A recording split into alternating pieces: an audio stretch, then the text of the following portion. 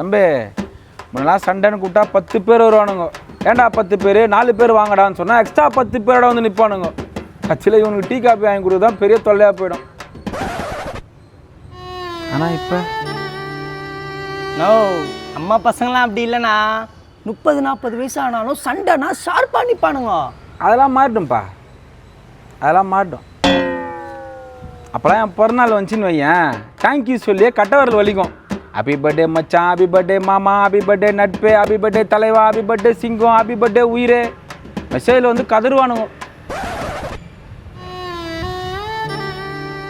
ஆனால் இப்போ நம்ம பர்த்டேக்கெலாம் நம்ம பசங்க ஒரு வாரத்துக்கு முன்னாடியே ஸ்டார்ட் பண்ணுறானுங்க. அதெல்லாம் 50-60 வயசானாலும் மறக்க மாட்டானுங்க. அதெல்லாம் மாறிடும்ப்பா, அதெல்லாம் மாறிடும். ஃபஸ்ட்டுலாம் என் பேர் மல்லேஷ்னு சொன்னால் ஊரில் யாருக்கும் தெரியாது. ஆனால் ஆர்எக்ஸ்ன்னு சொல்ல எல்லாருக்கும் தெரியும். ஆனால் இப்போ நீ சொல்கிறத பார்த்தா நீயும் நம்மளை மாதிரி சரியான கோவிந்தனா இருந்திருக்க போலேனா. அப்புறம் எப்படி நான் இப்படியான என்னண்ணா பண்ண?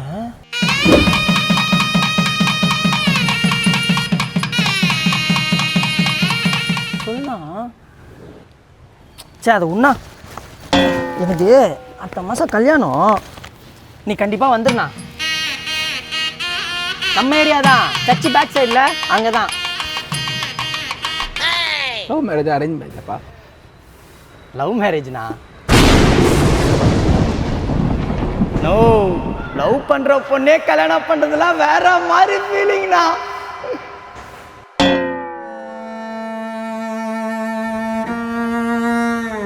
நல்லா மாட்டுப்பா, நல்லா மாட்டும்.